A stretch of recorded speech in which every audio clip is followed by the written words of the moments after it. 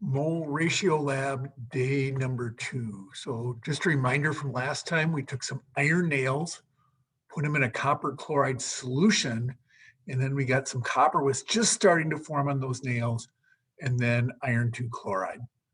I let it go a lot more than 20 minutes, a few hours, probably 3 hours. Often I let it go overnight.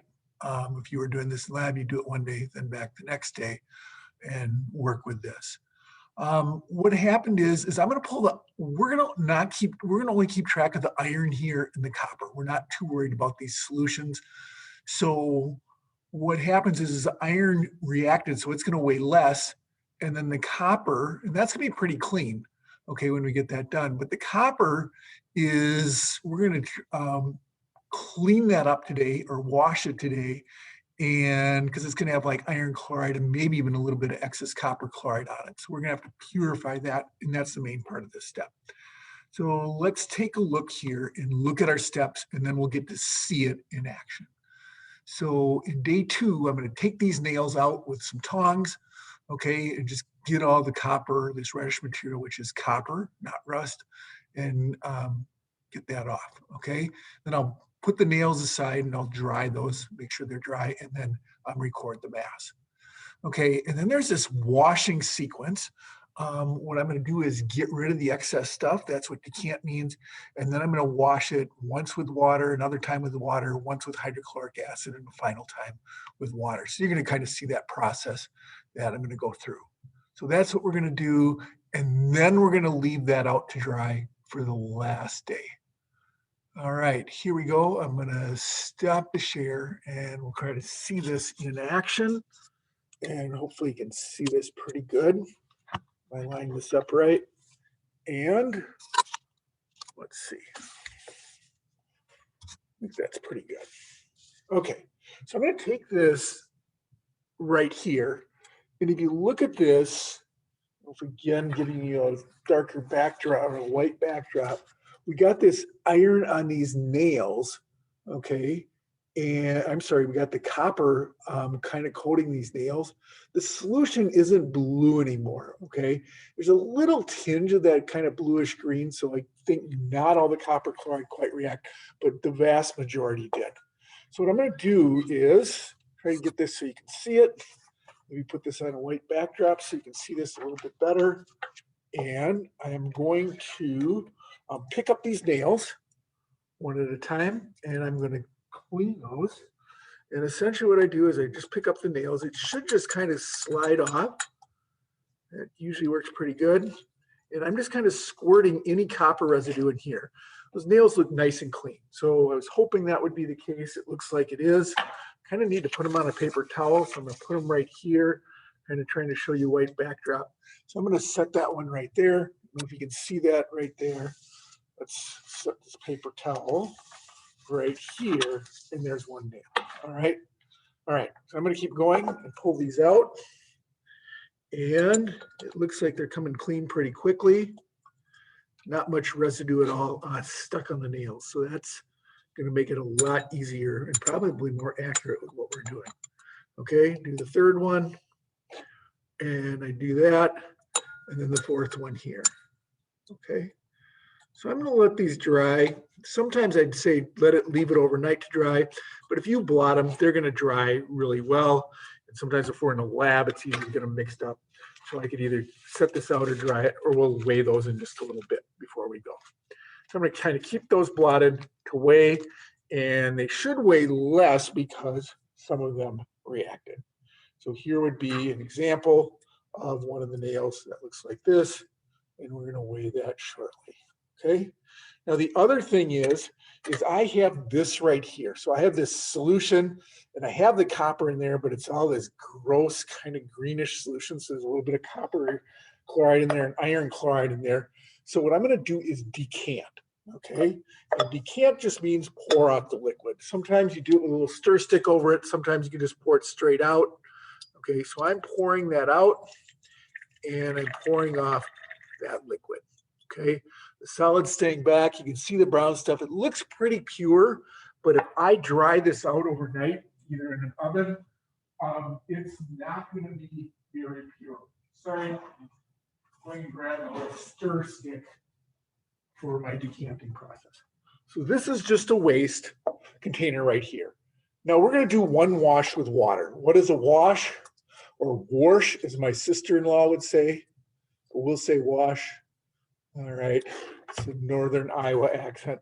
What I'm going to do is put some water in there, about 25 milliliters. It doesn't have to be that. In between all these little cracks and crevices, there is impurities. So if I put water in there, I'm going to get rid of those impurities and wash it away. So I'm going to chump, try to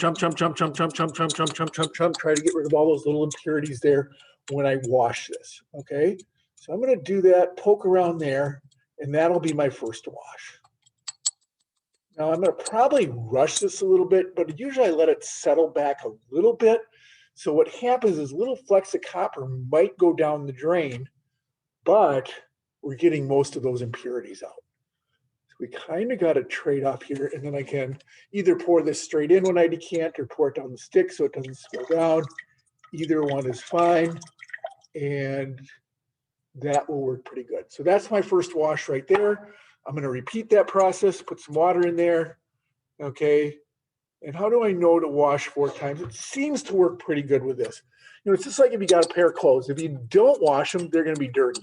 If you wash them too much, what happens is then you have this nice pair of jeans and you kind of lose a little material and you lose little bits of stuff, and then they get kind of worn out. So it's kind of finding that balance, washing it enough to make it pure, but not so much, because every time you wash it, you probably lose a little bit of your product with it. So there's a trade-off. You want to wash it enough to get it clean, get rid of the impurities, but not so much that you start losing materials. I can let that settle a little bit. I'd probably let it settle a little longer. I wasn't trying to rush through this, but I think that'll be pretty good. So I'm going to pour that off. Okay. The third wash, I'm going to use a little bit. Now, I don't know if you can see that, but it's starting to clean up and look a little bit better. And let's see, the third wash, I'm going to use a little bit of hydrochloric acid. Again, it says maybe about 25 milliliters, but it really is an estimate. It's really just enough to do the job. So I'm just estimating or guesstimating, and that's going to be fine. Hydrochloric acid might actually dissolve some other impurities in there, so that's why I'm using it. So I'm going to chop, try to get in between all those cracks and crevices and all those impurities right there. And then what I'm going to do is let it settle a little bit. Okay, probably would let it go a little bit longer, but trying to keep the video not so long. And then I'm going to pour that off.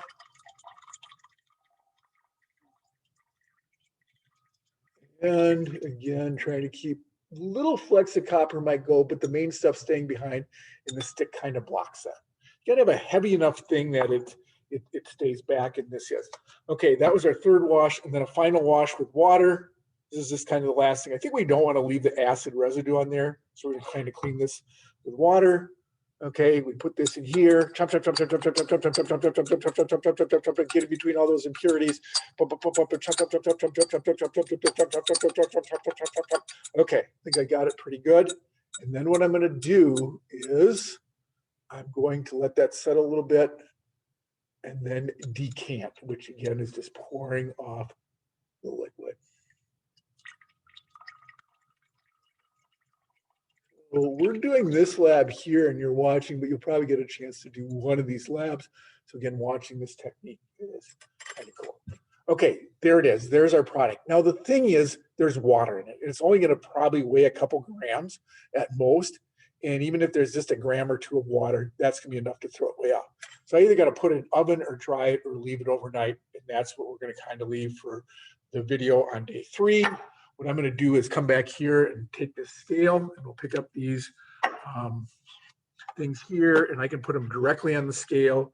Sometimes you wouldn't touch these things because you could add mass, but with 1/100 of a gram, that shouldn't have any effect. So I'm going to put these 4 nails on. I just did 4 together, and I got 8.88 grams. So I'm going to go look at that and maybe go back to our screen share where we're at. And that is, let me find that real quick. And go over here and down here. And we have some data. And we got the data from last time with the beaker. We can't really do this beaker in products. It's got a lot of water in it, so we got to dry that out. Okay, we'll have a lot of mass, extra mass from water in there.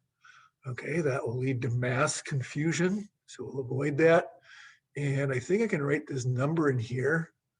If I can do this, I'm going to just write in, what did we say, 8.88 grams. So looking at this, oh, we know the nails before weighed 10.32, now they weigh 8.88. We expected them to be less, so some of them reacted. You could subtract to figure that out. Remember with sig figs, if you have tenths, remember when you subtract, if this is the hundredths, this is the hundredths, your final answer will be to the hundredths. Okay, so it looks like it's going to be 1 point something something grams. Okay, then you can convert that grams to moles using the molar mass of iron. Okay, so that's kind of your big calculation there. And then we have to get the data to do part 3 for this other part, and that's going to come in with the next video in part 3.